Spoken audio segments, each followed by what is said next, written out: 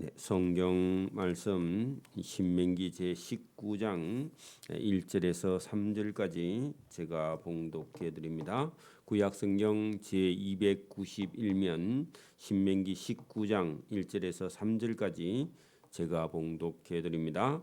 네 하나님 여호와께서 이 여러 민족을 멸절하시고 네 하나님 여호와께서 그 땅을 내게 주심으로 내가 그것을 받고 그들의 성읍과 가옥에 거주할 때에 내 하나님 여호와께서 내게 기업으로 주신 땅 가운데서 새 성읍을 너를 위하여 구별하고 내 하나님 여호와께서 내게 기업으로 주시는 땅 전체를 새 구역으로 나누어 길을 닦고 모든 살인자를 그 성읍으로 도피하게 하라. 아멘. 네, 우리가 이 신명기서를 통해서 우리가 계속해서 보는 그런 말씀이 본문에 들어 있는데 우리가 17장, 18장을 통해서 말씀하신 하나님의 음성은 그 땅에 가서 만약에 왕을 세웠다 하면 왕은 이런 일을 하고 이런 일을 하지 말라 하고 하나님께서 명령을 하셨는데 왕이 잘못된 길을 걷게 되면 나라는 자칫 잘못하면 나라가 망하게 된다. 그래서 백성의 지도자일수록 더욱더 하나님의 말씀을 듣고 순종하는 그런 나라가 돼야만이 이 나라가 오랫동안 유지할 수 있다. 나라뿐만 아니라 우리 가정도 마찬가지입니다. 가정에 부모님이 똑바로 믿음과 신앙생활을 하지 않으면 그 가정은 금방 무너지는 것처럼 나라의 왕이 된 사람은 이런 하나님의 명령을 쫓아 따라 살지 않으면 나라가 금방 망하게 되는 거죠. 그리고 하나님께서 거짓 선지자를 주의해라. 그리고 가나안 땅에 들어가서는 그 이방 가나안 사람들이 섬기던 신을 절대로 섬기지 말고 거짓 선지자를 용납해서는 안 된다. 여러분 만약에 지금도 우리가 살고 있는 이 세상에 여러분 거짓이 만약에 진실이 돼 버리면요. 믿을 사람이 없죠. 여러분 오늘도 교회도요. 여러분 제대로 된 그런 교회가 있는가 하면 이단 교회가 많으니까 세상 사람들은요. 이단이나 정통 교회나 똑같이 보기 때문에 믿을 게 없다고 생각하는 거죠. 여러분 지금도 사이비가 여러분 판을 치면요. 일반 교회도 같이 욕을 얻어먹습니다.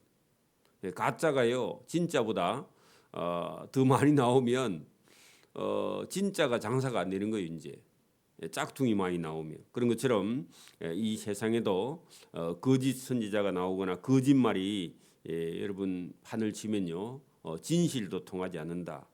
그래서 오늘도 여러분 복음을 해방하는 이단들이 이 세상에 얼마나 많은지 그래서 그렇게 되면 진리를 전하기가 어렵죠. 그래서 하나님께서 거짓 선지자를 주의해라. 오늘 여러분 19장은요 이 가나안 땅에 들어갔을 때 여러분 사람이요 살다가 과실로 그러니까 일부러 아니고 모르고요 사람을 죽일 수 있는 그런 일이 생긴다는 겁니다. 그러니까 요즘은 그걸 과실치사라 그렇게 말하는데 교통사고 같은 게 과실치사입니다. 어떻게든 사람이 사람을 죽이는 일이 있는데 만약에 그런 사람이 죽는 일이 있을 때 어떤 사람은 살리고요, 어떤 사람은 반드시 죽여라 그렇게 되어 있습니다. 그게 여기 이 19장 1절부터 13절까지 내용 속에요. 그걸 딱 간추리면 만약에 여러분 살인 사건이 났는데 이게 실수로 과실로 사람이 죽은 경우가 있을 거고요. 계획적으로 죽이거나 아니면 일부러 죽이려고 죽인 그런 경우는요 용서가 안 되고요. 그런 사람은 현장에서 죽여도 그런 사람은 죄를 묻지 않는다 그런 얘기입니다.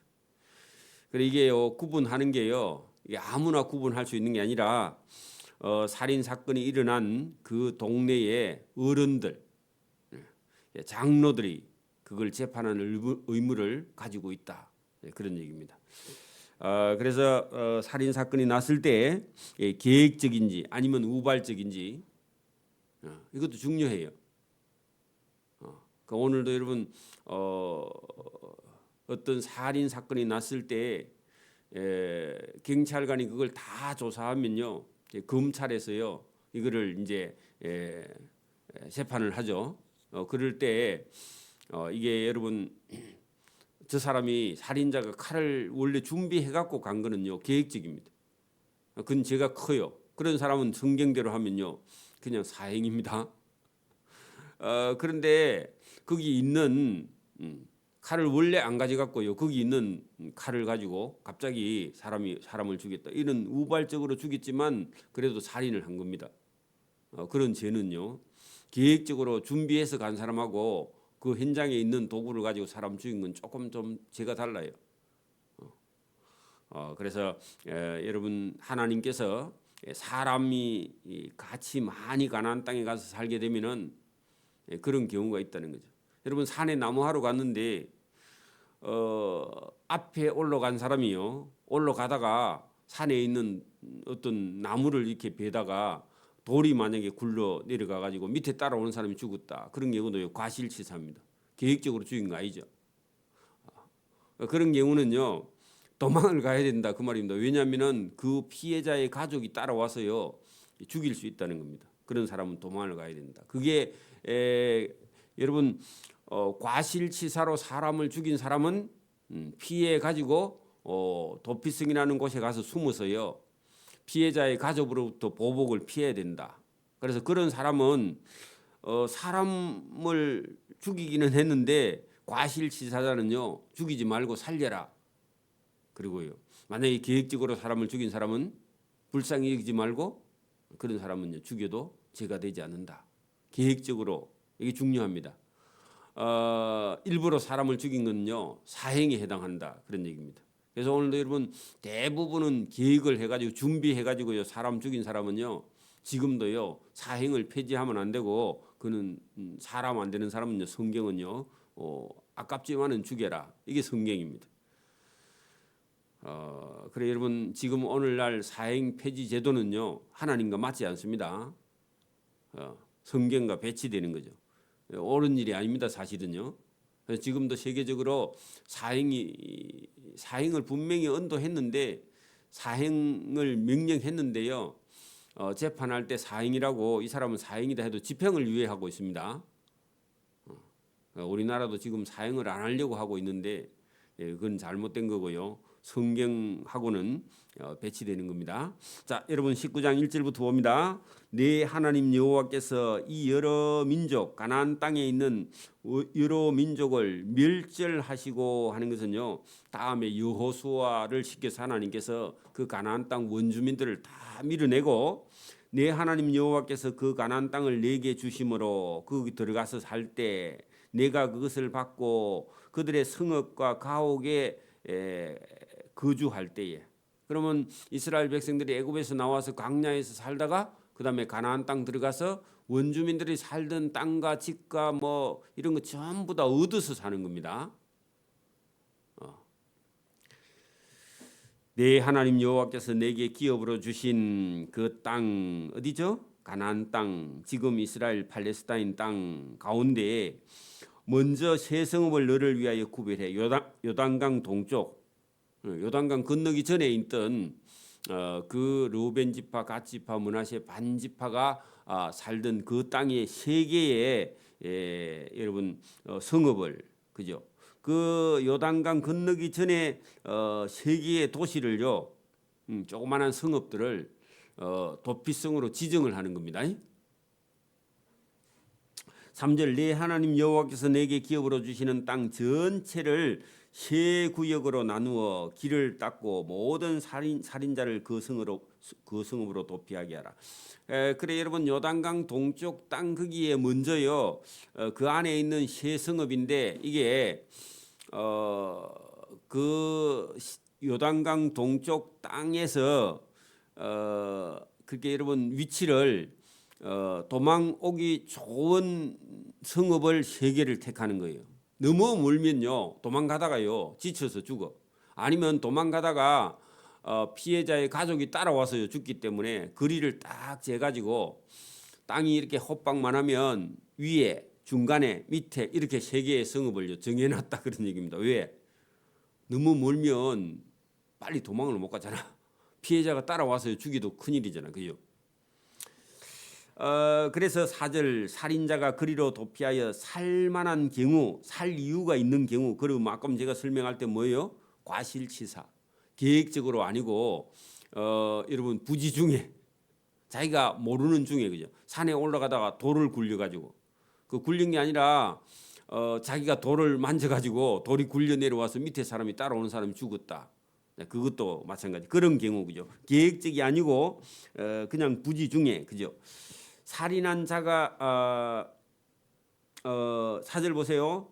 사람을 죽이기는 했는데 그리로 도피하여 살만한 경우는 이러하니 누구든지 본래 그 사람과 원한이 없이 알지 못하고 그 말이 부지 중입니다.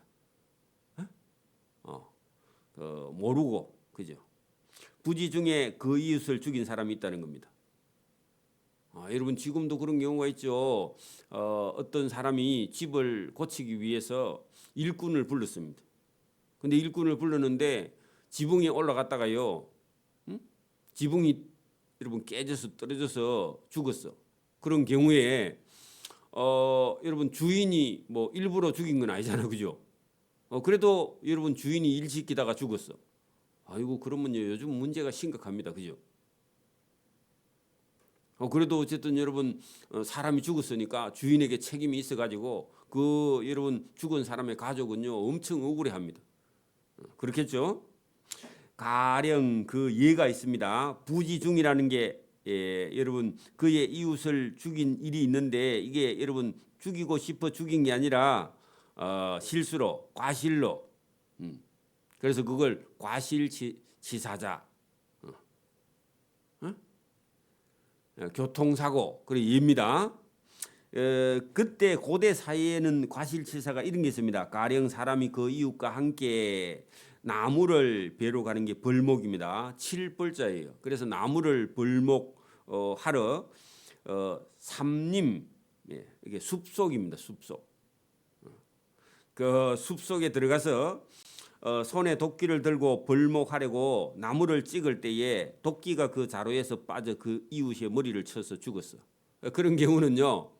분명히 사람은 죽였는데 사람 죽이려고 한 게 아니라 나무를 여러분 치다가 도끼가 도끼 자루에서 빠져서 옆에 사람이 죽었어.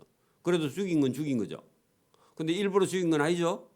자, 그런 경우에 이런 경우에 이 사람은 그 성읍 중에 정한 도피성으로요. 자기 생명이 살기 위해서는 어떻게 해요? 죽자사자 뛰어가야 된다 그 말입니다. 도피성 안에 들어가면은 못 잡아가는 거야. 오늘날 파출소 안에처럼. 여러분 경찰서 보호 감호소처럼 그 사람이 그죠? 그 도끼 자루가 빠진 사람이 그에게 본래 죽일 마음이 없어. 그래서 원한이 없으니 죽이기에 합당하지 아니하나 두렵건대 여러분 그 피해 보복하는 자의 가족의 마음이 죽여버려야 되겠다 하는 복수심이 불타서 살인자를 막 쫓아와. 쫓는데 그가 길이 멀면 피해자의 가족이 따라 잡으면요 그 사람에게 맞아 죽어. 그러니까 최대한 단거리에 가까운 쪽으로 가야 되고요. 일하는 사람은 평소에 사고가 날까봐 도피성이 어디 있는가 알아놔야 돼. 그리고 가는 길도 알아놔야 돼. 그래서 여러분 나중에 거기 보면요, 여러분 3절 중간에 보세요. 3절 중간에 보면 네 하나님 여호와께서 너에게 기업으로 주시는 땅 전체를 세 구역으로 나누어 길을 닦고 거기다가요. 여러분 도피성을 안내해 놔야 된다. 길도 닦아 놔야 된다. 신장로를 만들어 놔야 된다. 그 말입니다. 왜요? 사고가 났을 때 여러분 피해자의 가족이 억울해 가지고요 쫓아와서 자기 부모를 여러분 과실치사로 죽인 사람은 화가 나 가지고요 그 과실치사자를 죽일 수 있기 때문에 그래서 길을 다 닦아 가지고 도피성을 안내해 가지고요 사람이 사고 났을 때 과실치사로 사람을 죽인 사람은 살려라 죽이라 살리라는 겁니다. 이게 하나님이 자비입니다. 사람은 실수할 때 사람은요 뒤에 눈이 없다는 겁니다. 누구든지 실수할 수 있다는 겁니다. 여러분 교통사고는 누구든지 날 수 있죠. 그죠? 지금도 차를 끌고 나가면요 고의가 아니죠. 자, 그런 경우 그래서 여러분 그 피해자의 가족 중에 누군가 아들이나 딸이 와서요 그 사람 죽일까봐 빨리 그쪽으로 도망을 가라. 이게요 하나님이 사람을 죽인 경우에 살릴 자는 살린다. 이게 하나님이 명령한 겁니다. 자, 7절 그러므로 내가 네게 명령하기를 새 성읍을 너를 위하여 구별하라 하노라. 그래서 반드시 요단강 동쪽에는 새 성읍, 나중에요 요단강 서쪽에도 가서 3개. 그래서 이스라엘 땅 전체에 6곳에 여러분 도피 성읍을 정해놓고 과실치사한 사람들은 그쪽으로 도망가서 살리는 것이 하나님의 뜻입니다. 여러분 기억을 해놔야 됩니다.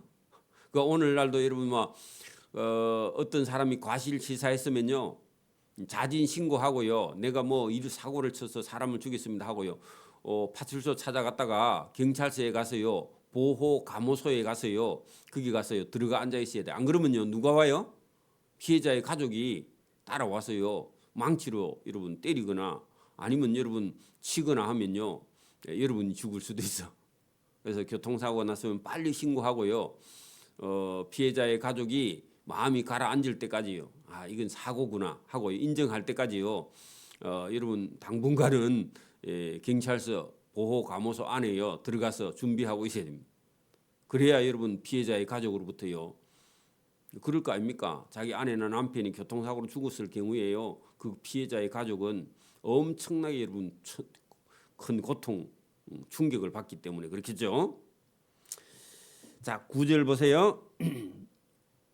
8절 네 하나님 여호와께서 네 조상들에게 맹세하신 대로 네 지경을 넓혀 네 조상들에게 주리라 한 그 가나안 땅에 말씀하신 땅을 다 내게 주실 때 그러니까 가나안 땅 서쪽 땅까지 다 주면 원래는 동쪽 땅의 새 성읍인데 그 가나안 땅 전체를 다 줄 때는요 또 3개 더 준비해야 된다. 9절 또 너희가 오늘 내가 너희에게 명하는 이 모든 명령을 지켜 행하여 네 하나님 여호와를 사랑하고 항상 그의 길로 행할 때에 그 하나님 말씀을 따라 살 때에 이 3개의 동쪽 성읍 외에 서쪽의 새 성읍을 더하여 그래서 총 6개를 준비했다는 겁니다. 이스라엘 땅이요. 그래서 여러분 지금도 우리나라 경찰서가 여러분 중부 경찰서, 남부 경찰서, 서부 경찰서, 동부 경찰서 해가지고요 한 도시의 동서남북에 경찰서가요 곳곳에 설치되어 있습니다. 그렇죠? 똑같습니다. 새 성읍을 더해가지고 추가하여 6개 네 하나님 여호와께서 네게 기업으로 주시는 그 가나안 땅에서 죄 없는 자 무죄한 피를 흘리지 말라. 그 말은요 계획적으로 사람을 안 죽인 사람은 죽이면 안 된다 그런 얘기입니다. 그 사람은 살려야 된다 그런 얘기입니다. 실수로 사람을 죽인 사람은요 여러분 죽이면 안 되죠. 그런 사람. 그래서 무죄한 자를 그저 피 흘리지 말라. 여러분 계획적으로 사람을 죽이지 않는 가실치사한 사람은 죽이지 말라. 이같이 하면 그 피가 내게로 돌아가지 아니한다. 근데 여러분 실수로 한 사람을요 피해자의 가족이 죽였다 그러면요 죄 없는 사람을 죽인 거야. 그러면 살인이요 과실치사가 진짜 살인이 일어나는 거야. 그래서 그렇게 해서는 안 된다. 그러나 만일 반대로요. 만일 어떤 사람이 그 이웃을 미워하여 엎드려 그 계획적으로 칼을 가지고 가서 엎드려 그 상대편을 미워하는 사람을 기다리고 있다가 일어나 상처를 입혀서 죽였어. 그래서 그런 사람이 만약에 이 성읍으로 도피하면요, 그 사람은 찾아내서 죽여야 된다 그런 얘기입니다. 자, 그걸요, 그 본성읍 장로들이 사람을 보내어서 계획적으로 사람을 죽인 사람은 그 길을 잡아다가 보복자의 손에 넘겨서 죽게 할 것이라. 그 피해자의 가족이요, 그런 사람은 죽여도요 아무 죄가 안 된다 그런 얘기입니다. 그러니까 여러분, 계획적으로 사람을 죽인 사람은요 어디에 해당한다? 사행에 해당한다. 그 피해자의 가족이 죽여도요 전혀 묻지 않는다 그런 얘기입니다. 하나님은요 사람을 죽여도 살 사람이 있고 살릴 사람이 있고, 사람을 죽였을 때 계획적으로 죽인 자는요 어떡하라? 반드시 여러분 죽여서 그런 일이 없도록 하라 그런 얘기입니다. 그래서 본성읍 장로라는 것은요 피해자가 사는 그죠? 가해자의 고향 성읍 어른들, 그런 사람들은요 재판에서 재판할 의무를 가진다 그런 얘기입니다. 내 눈이 그를 긍휼히 여기죠. 그 계획적으로 죽인 사람은요 불쌍히 여기면 안 된다 그런 얘기입니다. 여러분, 사람을 죽인 사람은요 우리가 전도는 해야 될 의무가 있지만 그런 사람이 불쌍하면 안 된다 그런 얘기입니다. 여러분, 하나님이 불쌍히 여긴 사람을 불쌍히 여기고요, 하나님이 긍휼히 여긴 사람을 같이 긍휼히 여겨야지, 하나님이요 이런 사람은 사행에 해당한다 하는데요 자기는 불쌍해, 그러면요 하나님보다 자기가요 더 여러분 자비한 자가 되는 겁니다. 그거는요 하나님 기뻐하지 않아요. 거기 보세요. 계획적으로 사람을 죽인 사람은 네 눈이 그런 사람을 긍휼히 여기지 말고 무죄한 피를 흘린 죄, 그런 말은 죄 없는 사람을 계획적으로 죽인 죄는요 이스라엘에서 제하라, 그런 사람은 그런 사람을 죽여라 그런 얘기입니다. 제하라 그 말은요 제거하라 그 말입니다. 없애라 그런 얘기입니다. 사행시키라 그런 얘기입니다. 그리하면 내게 복이 있고요, 계획적으로 사람을 죽인 사람을요 감싸면요 하나님이요 그거 기뻐하지 않아요. 그래서 여러분 보세요. 변호사가요, 여러분 변호사가요 우리가 볼 때는요 좋은 직업 같은데요, 여러분 사람을 계획적으로 죽인 악한 자가요 변호해 달라 하면요 변호사가 거부를 할 수 없어. 여러분, 사람을 죽인 계획적으로 죽인 사람을요 변호사가 변호하면요 본인 양심이 억수로 괴로울 거야. 그렇겠죠? 여러분, 그런 사람이 만약에 믿는 사람이다 그러면요 여기 성경이 하지 말라 하는 일을요 하는 거예요. 그 변호사가요 돈 벌기 위해서 하는데 그런 거는요 바쁘다고 안 받아야 돼. 대충 심리해보고 자기가 한번 여러분 내용을 읽어보고요, 계획적으로 사람을 죽인 사람은요 여러분 변호사가요 그런 돈 안 벌어야 됩니다. 원래는 양심이 얼마나, 신앙 양심이 얼마나 괴롭겠어요? 그 변호사도 그렇게 여러분 좋은 직업은 아닙니다. 그러나 진짜 억울한 사람이 있거나 과실치사자가 있는데 계획적으로 자기가 몰리면요 여러분 여러분 그 오랫동안 감옥에서요 누명을 쓰고 감옥 생활하는 사람, 그런 사람을 위해서 변호해 준다면요 돈을 떠나서 진짜 보람 있는 일이겠죠. 그 변호사가 아무거나 다 받으면 안 되겠죠, 그죠? 바빠서 못 받습니다. 이렇게 할 수 있는 그런 여유가 있는 변호사는 괜찮지만은 이게 쉽지 않다는 겁니다. 그래서 오늘도 저와 여러분이요 성경을 보면 하나님은요 어떤 사람은 살려야 되는지, 어떤 사람은 죽여야 되는지, 그러니까 오늘도 여러분 성경도 모르고 판사나 검사나 여러분 이런 사람이 되면요 그 머리가 아마 터질 거야. 근데 여러분 성경을 알고 하나님의 법을 알고요 재판을 하면요 쉬워요. 왜요? 이게 죽일 자인지 살릴 자인지요 금방 알 수 있는 거예요. 그래서 오늘도 저와 여러분이 이 하나님의 말씀을 들으면 지혜가 있다는 거예요. 하나님이 지혜가 생겨서요 세상 사는 지혜, 세상 사람 보는 지혜, 이런 것이요 성경에 있다는 겁니다. 여러분, 이 성경을 아는 것은요 온 세상을 밝히 볼 수 있는 그런 눈이 저와 여러분에게 열리는 줄 믿습니다. 헷갈리는 게 없어요. 괴로운 게 없어요. 하나님은요 여러분 확실하게 말씀을 하세요. 오늘 여기까지 합니다. 기도드립니다. 하나님 아버지 감사합니다. 오늘도 하나님의 말씀을 듣고 읽고 깨달음으로 우리가 살아가는 이 세상에 무엇이 참된 것이며 무엇이 거짓된 것이며 또 무엇이 선하고 무엇이 악한 것인가를 잘 분별하여 하나님께서 하라 하는 것을 하고 하나님께서 하지 말라 하는 것을 하지 않는 것이 선이며 그것이 의로운 줄 깨닫고 성경을 읽고 듣고 깨닫고 하나님을 사랑하는 그런 믿음의 성도의 길을 걸어갈 수 있도록 은혜와 복 주시기를 이 새벽에도 원하옵고 감사하오며 예수님 이름으로 기도드리옵나이다. 아멘. 하늘에 계신 우리 아버지의 이름을 거룩하게 하시며 아버지의 나라가 오게 하시며 아버지의 뜻이 하늘에서